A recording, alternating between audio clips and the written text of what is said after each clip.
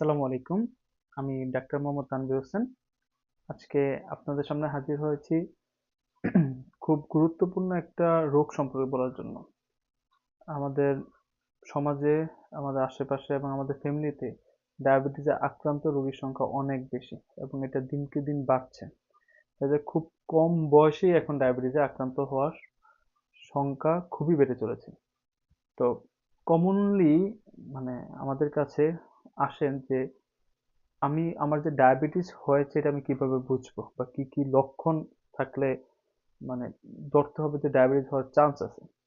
এক নাম্বার হচ্ছে পলিইউরিয়া, এটা একদম অনেক আগে থেকে প্রচলিত যে বসে বসে প্রস্রাব হওয়া, এটা এখনো আছে পলিইউরিয়া।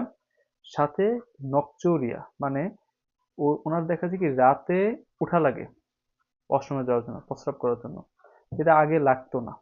যদি এরকম হয় যে ওনার রাতে কয়েকবার উঠা লাগতেছে, একবারও যদি উঠা লাগে বা এর বেশি যদি উঠা লাগে, যেটাকে বলে নকচুয়ে, রাতের বেলা প্রস্রাবে যাওয়া, প্রস্রাব করতে যাওয়া।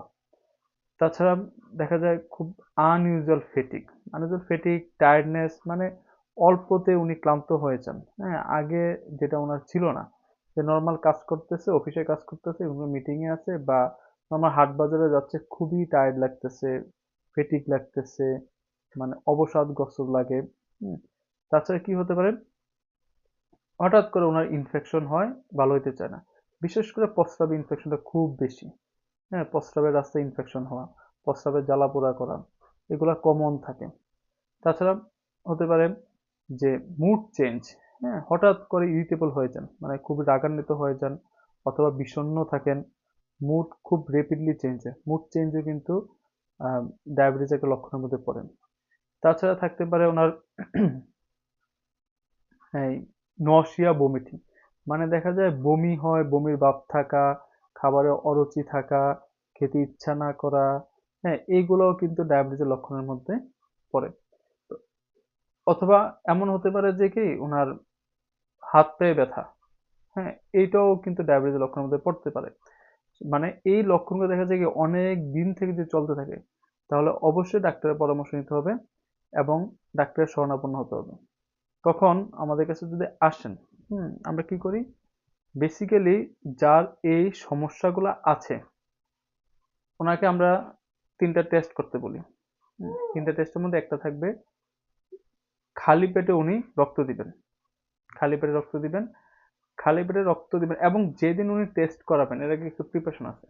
এক নম্বর হচ্ছে কি, উনি 3 দিন ওনার অ্যাজ ইউজুয়াল খাবার খাবে। এমন না যে আমি ডায়েট করবো, যে আমি ভাত কম খাবো, যেগুলো ডায়াবেটিস করে এগুলো কম খাবো, এরকম না। উনি যা খাইতেন তাই হচ্ছে ওনার খাবারের খাবেন। 2 নাম্বার হচ্ছে উনি যেদিন টেস্ট করবেন এর আগের দিন রাতে খাবেন এবং টেস্টের আগ পর্যন্ত কিছু খাবেন না, সাধারণত 8 ঘন্টার একটা খালি পেটে থাকা। টেস্টে যখন যাবে, টেস্ট শুরু করার আগে 30 মিনিট রেস্ট নেবে এবং ওই অবস্থায় কোনো প্রকার ধূমপান করা যাবে না, বা কোনো প্রকার খাবার খাওয়া যাবে না। তারপর হচ্ছে কি, খালি পেটে উনি রক্ত দিবেন। খালি পেটে রক্ত দেওয়ার পর উনি নাস্তা করবেন, অথবা ওই যে যে যে জায়গায় উনি রক্ত দিলেন ওই হসপিটাল বা ডায়াগনস্টিক সেন্টার কি করে 75 গ্রাম পরিমাণ গ্লুকোজ ওনাকে খাওয়ান। খাওয়ানোর 2 ঘন্টা পরে উনি রক্ত দিবেন। আরেকটা আছে, মানে এখানে দুইটা হলো, একটা খালি পেটে, একটা হচ্ছে খাবারের 2 ঘন্টা পরে। আরেকটা আছে HbA1c নামে একটা টেস্ট আছে, ওই টেস্টটা করবে। মোট 3টা টেস্ট। তো 3টা টেস্টের মধ্যে কারোর যদি, আমি যে লক্ষণগুলো বললাম ওই লক্ষণগুলোর মধ্যে ইম্পর্টেন্ট একটা লক্ষণ আমি মিস করছি, সেটা হচ্ছে ওজন কমে যাওয়া। হ্যাঁ, অনেকে কমপ্লেন করে আমার ওজন কমে গেছে। হ্যাঁ, অনেক সময় ওজন বাড়তে পারে, বাট ওজন কমে যাওয়াটা হচ্ছে মেইন। হ্যাঁ, ওজন কমে যাওয়া। আরেকটা হচ্ছে ওনার পানি পিপাসা লাগে বেশি বেশি, গলা শুকিয়ে যায়। আবার কি হতে পারে, ওনার খাবারের আগ্রহ বেড়ে যায়, বিশেষ করে মিষ্টি জাতীয় খাবারের প্রতি। আগে ওনার এমন ছিল, দেখা যায় এখন ওনার মিষ্টি জাতীয় খাবারের প্রতি ওনার একটা ফ্যাসিনেশন বেশি হয়, মুখ শুকায় যায়, আর কি বললাম, ওয়েট কমে যায়। তো এই যে এর আগেও যে লক্ষণগুলো বললাম প্লাস এই লক্ষণগুলো যদি থাকে, তাহলে যে আমি 3টা টেস্টের কথা বললাম এর মধ্যে যে কোনো একটাও যদি পজিটিভ হয়, সাথে লক্ষণ আছে, তাহলে বলবো যে ওনার ডায়াবেটিস আক্রান্ত। আর যদি কারো কোনো লক্ষণ না থাকে, এমনিতেই আসছেন র্যান্ডমলি, তখন যদি এই 3টা টেস্ট করি, 3টা টেস্টের মধ্যে যদি 2টা পজিটিভ হয় তখন বলবো যে উনি ডায়াবেটিসে আক্রান্ত। তো আমি একটু করে বলে নিই যে টেস্টগুলা কোনটার প্যারামিটার কত। সাধারণত যদি ফাস্টিং খালি পেটে আমাদের গ্লুকোজ লেভেল থাকবে 6 এর নিচে। এখন কারো যদি গ্লুকোজ লেভেল 7 এর উপরে চলে যায়, সাধারণত মানে 7 মিলিমোল পার লিটার 7 এর উপরে চলে যায়, তাহলে বলবো যে ওনার এটা পজিটিভ। আবার খাবারের 2 ঘন্টা পরে বা 75 গ্রাম গ্লুকোজ খাওয়ানোর 2 ঘন্টা পরে যদি কারোর গ্লুকোজ লেভেল 11.1 এর উপরে চলে যায়, মানে 11.1 এর উপরে চলে যায় মিলিমোল পার লিটার, তখন বলবো কোনো ডায়াবেটিস আক্রান্ত। সাধারণত খালি পেটে থাকা, সাধারণত ভরা পেটে থাকার কথা ওনার 11.1 এর নিচে, মানে 7.8 এর নিচে থাকার কথা। একজনের ভরা পেটে 7.8 এর নিচে থাকার কথা।